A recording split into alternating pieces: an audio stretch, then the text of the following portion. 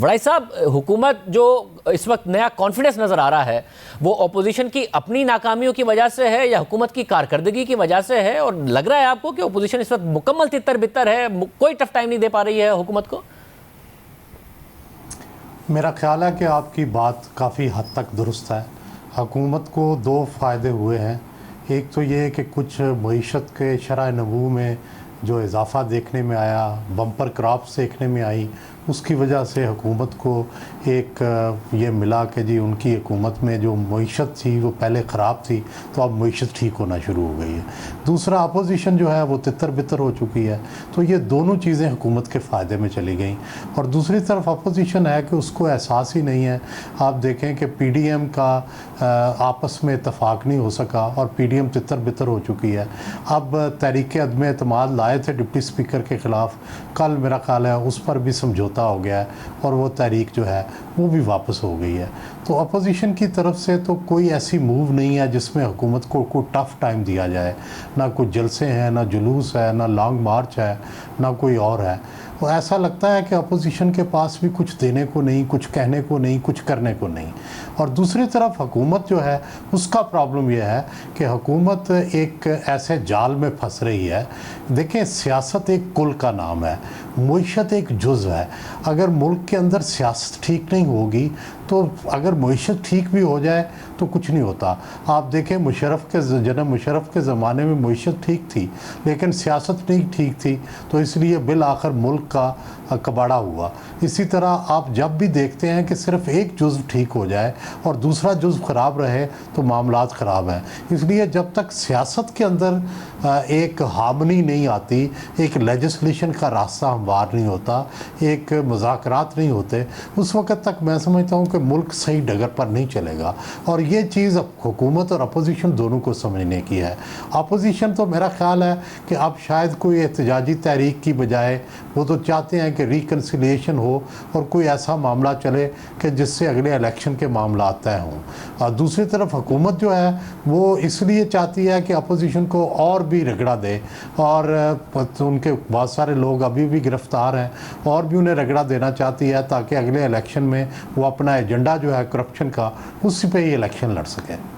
آسما شرازی صاحبہ، آپ کے حالیہ کالم سے ایک لائن کے ساتھ میں آپ سے سوال کر رہا ہوں۔ آپ نے لکھا کہ تعداد میں بڑی اپوزیشن مگر منقسم ایسی کہ گنتی میں ہی نہیں ہے۔ اپوزیشن کی تقسیم کا انتظام پارلیمان سے باہر بیٹھے رہنماؤں نے کیا تو تدفین کا کام اندر بیٹھے رہبرین کر رہے ہیں۔ یعنی کہ اپوزیشن خود اپنے وجہ سے اس وقت کمزور ہو گئی ہے یا حکومت کی اچھی سیاست یا اچھی کارکردگی کی وجہ سے کمزور ہو گئی ہے؟ اور یہ کمزوری اب آپ کو کیا 2023 کے الیکشن تک مستقل لگ رہی ہے یا حکومت کے لیے کوئی چیلنج بن سکتی ہے؟ دیکھیے، اس میں دونوں ہی چیزیں ہیں۔ جیسے حکومت کی اگر اس میں بہترین ان کی ایک پرفارمنس رہی ہے اپوزیشن کو مینیج کرنے کے لیے، تو دوسری طرف خود کو مینیج کرنے کے لیے اور تقسیم کرنے کے لیے اپوزیشن کی کارکردگی بھی بڑی متاثر کن ہے۔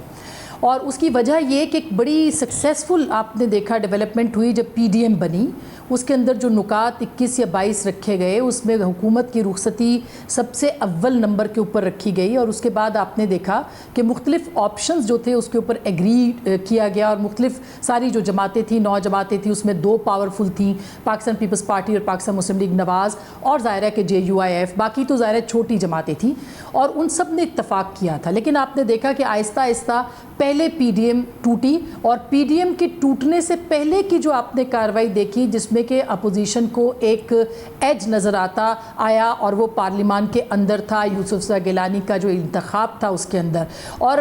ہم سب جانتے ہیں اسلام آباد میں بیٹھے ہوئے کہ جتنی پینک اس وقت گورنمنٹ تھی اور حکومتی بینچز تھے، میرا خیال ہے کہ اس سے پہلے یا اس کے بعد کبھی دیکھنے کو نہیں ملے۔ تو ایک سکسیسفل قسم کا ہتھیار تھا جو کہ اپوزیشن نے استعمال کیا، اور اپوزیشن نے اس کو ہتھیار کو اس کا نتیجہ بھی دیکھ لیا۔ پھر آپ نے دیکھا کہ چیئرمین کے جو قائد حزب اختلاف کے معاملے کے اوپر اور باپ پارٹی کے ووٹوں کے اوپر پاکستان پیپلز پارٹی، اور پھر اختلافات، اور پھر پی ڈی ایم کے اندر ہی جو ایک چھوٹی سی بات کے اوپر اختلاف شروع ہوا کہ زرداری صاحب نے میاں صاحب سے کہا کہ وہ وطن واپس کیوں نہیں آتے، اس اختلاف کے بعد پے در پے حملے جس طرح سے ہوئے اور زیادہ پاکستان مسلم لیگ نواز کی جانب سے ہوئے، اس نے پی ڈی ایم کو بالآخر توڑ دیا۔ تو یہ جو دونوں چیزیں تھیں، اس سے پاکستان کی اپوزیشن کو بہت نقصان ہوا، ورنہ کیا ہوتا یہ کہ پارلیمان کے اندر نمبرز گیم جو ہے، جو بھی پارلیمنٹ کور کرتا رہا ہے اس کو یہ پتہ ہے کہ نمبرز گیم ہر چیز کے اندر امپورٹنٹ ہوتی ہے پارلیمان کے اندر، اس کے اندر حکومت پھنس کے رہ گئی تھی۔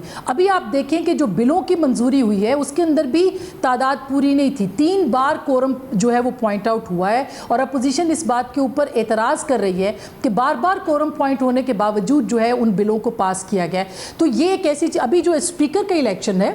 اس کے اندر بھی تحریک عدم اعتماد جو ڈپٹی اسپیکر پہ واپس لی گئی ہے، اس کی وجہ صرف اور صرف یہ ہے کہ اپوزیشن میں ابھی تک وہ انڈرسٹینڈنگ نہیں ہے جو کہ اسپیکر کے خلاف عدم اعتماد لانے کے لیے ہوگی، مگر یہ آئندہ آنے والے دنوں میں ہو سکتا ہے کہ یہ انڈرسٹینڈنگ ہو جائے، اور اگر ایسا ہو گیا تو ظاہر ہے کہ نمبرز گیم کے اوپر اگر کامیابی نہیں بھی ملتی تو حکومت کے ایوانوں کے اندر تھرتھلی ضرور مچ سکتی ہے، یہ ایک آپشن موجود ہے۔ لیکن ایک وہ نمبر ٹائم تھا جس میں کہ اپوزیشن بہت سکسیس حاصل کر سکتی تھی، وہ ٹرین مس کر دی تو سہیل بڑائی صاحب، ایک 2-3 مہینے پہلے تک نون لیگ یہ کہتی نظر آتی تھی کہ بزدار حکومت کی کارکردگی، پھر وفاقی حکومت میں کارکردگی ایسی ہے کہ آج پنجاب میں الیکشن ہو تو ہم کلین سویپ کریں گے، مگر آپ کو لگتا ہے کہ جس طریقے سے حکومت اپنی کارکردگی کو بھی پیش کر رہی ہے، بیانیہ بنا رہی ہے، اور کیونکہ معیشت نے اگر برا اپنا ٹائم دیکھ لیا ہے اور یہاں سے مزید بہتری آتی ہے، تو 2023 کے الیکشن کے لیے اتنا آسان نہیں ہوگا نون لیگ کے لیے، اور حکومت ایک بیانیہ بنانے میں کامیاب ہوگی اپنی کارکردگی کا بھی؟ میرا خیال ہے اگلا الیکشن بڑا ٹف ہوگا، اور فی الحال تو نون لیگ کو ایج حاصل ہے، لیکن آپ دیکھیں جتنے بائی الیکشن ہیں ان کے اندر جو پی ٹی آئی کا ووٹ ہے وہ بھی بڑھا ہے، اور 2 پارٹی سسٹم کی طرف کریکشن ہو رہی ہے ووٹنگ کی۔ ایسے لگتا ہے کہ جو پہلے دوسری پارٹیوں کو اور آزاد امیدواروں کو ووٹ ملا تھا یا لوگ غیر جانبدار تھے، وہ اب 2 ہی فریقوں کی طرف جا رہے ہیں، ایک نون لیگ اور دوسرا پی ٹی آئی، جس میں فی الحال نون لیگ کو ظاہر ہے ایج حاصل ہے، لیکن یہ ضروری نہیں کہ یہ ایج حاصل رہے۔ اگر معیشت میں بہتر کارکردگی دکھائی، گورننس بھی بہتر ہوئی، تو میرا خیال ہے کہ ان کی کارکردگی بہتر ہو سکتی ہے۔ لیکن شاہ زیب صاحب، پاکستانی پالیٹکس میں یہ بات یاد رکھنی چاہیے کہ ہم کسی کو بھی lease of life for 2 years نہیں دے سکتے۔ اس کی وجہ یہ ہے کہ یہاں ایونٹ ڈریون پالیٹکس ہے۔ فرض کریں کل کو کوئی ایسا ایونٹ ہو جاتا ہے جس میں اپوزیشن اکٹھی ہو جاتی ہے اور حکومت کارنر ہو جاتی ہے، تو حالات پھر وہی ہو جائیں گے جیسے کہ پی ڈی ایم کی موومنٹ کے دوران تھے۔ اور اگر کوئی ایسا ایونٹ نہیں ہوتا، حکومت معاملات کو ٹھیک طرح سے لے کے چلتی رہتی ہے، تو پھر ڈیفینیٹلی مجھے نہیں لگتا کہ حکومت کے لیے کوئی چیلنج بنے گا۔ آپ بھی سمجھتی ہیں اسما کہ اگر حکومت اپنی کارکردگی پر ہی فوکس رکھے تو 2023 کا الیکشن ایک ٹف الیکشن ہو سکتا ہے؟ جو نون لیگ 3 مہینے پہلے کہتی تھی کہ جی پنجاب میں ہماری بڑی اچھی صورتحال ہے، وہ بدل سکتی ہے؟ جی بالکل، اور اس کے امکانات موجود ہیں، کیونکہ معیشت کے اندر بہت سارے ایسی چیزیں ہوتی ہیں جس کو کہ آپ وقت لگتا ہے اور وہ اچیو ہو جاتی ہیں۔ مثلاً آپ نے دیکھا کہ بہرحال پہلے سے حالات بہتر ہوئے ہیں، اور اگر 2 سال کا عرصہ مل جاتا ہے تو ظاہر ہے کہ حکومت کچھ نہ کچھ ایسا اچیو کر لے گی کہ جس کے اوپر وہ اپوزیشن کے اس نیریٹو کو کے خلاف کھڑی ہو جائے گی، اور ایک اپنا نیریٹو کھڑا کر دے گی کہ ہم نے کرپشن کا خاتمہ کیا، کرپٹ لوگوں کو جیل میں کیا، اور آپ دیکھیے کہ ہمارے یہ اعداد و شمار ہمیں ملنا شروع ہو گئے ہیں۔ دوسری طرف اپوزیشن کے پاس یہ چانس ابھی بھی موجود ہے کہ وہ ٹف سے ٹف ٹائم دیتی چلی جائے، بھلے وہ پنجاب کا پلیٹ فارم ہے، وہ ادھر کا پلیٹ فارم ہے نیشنل اسمبلی کا، لیکن یہ بات طے ہے کہ اپوزیشن نے بھی اپنا مائنڈ میک اپ کر لیا ہے کہ انتخابات ان کو 2023 کے اندر ہی یا اگلے سال میں کم از کم جو ہے وہ ہوتے ہیں، دکھائی دیتے ہیں۔ کوئی ان ہاؤس چینج کی جو امکان ہے وہ بیچ میں سے نکل گیا ہے، جو کہ اس سے پہلے آپشن جو تھا وہ اپوزیشن اویل کرنا چاہتی تھی اور اس کے اوپر ببانگ دول بات بھی کر رہی تھی۔ تو میرا خیال ہے کہ اگر یہ چیز درمیان سے نکل گئی ہے تو حکومت کے پاس بھی ایک اچھی اپرچونٹی ہے کہ وہ اپوزیشن کے ساتھ بیٹھ کے پارلیمان کے اندر انتخابی اصلاحات جو کہ اگلے کم از کم 2 سال کے اندر یا 1 سال کا جو ہے وہ ایجنڈا ہے، اور اس کے اوپر سیاست بہت گرم ہوگی، اور یہ الیکشن کمیشن کا محاذ ہو یا کوئی اور بھی محاذ ہو جو کہ کھلنے والا ہے بہت جلد، اس کے اوپر جو ہے وہ اپوزیشن کامیابیاں سمیٹ سکتی ہے اور حکومت کو ایک اخلاقی شکست جو ہے وہ دے سکتی ہے، جہاں تک کہ انتخابی اصلاحات کا معاملہ ہے، یا ابھی اسی لیجسلیشن میں اگلا جو سٹیج ہے سینٹ کے اندر جہاں پہ ان کا نمبر زیادہ ہے، وہاں پہ وہ یہ کامیابیاں سمیٹ سکتی ہے اور حکومت کے نیریٹو کو ناکام بنا سکتی ہے۔ مگر ڈیپینڈ اس پہ کرتا ہے کہ یہ دونوں جماعتیں کس سنجیدگی کے ساتھ پارلیمان کے اس محاذ کو آگے لے کے جاتی ہیں۔ آپ دونوں کا بہت شکریہ.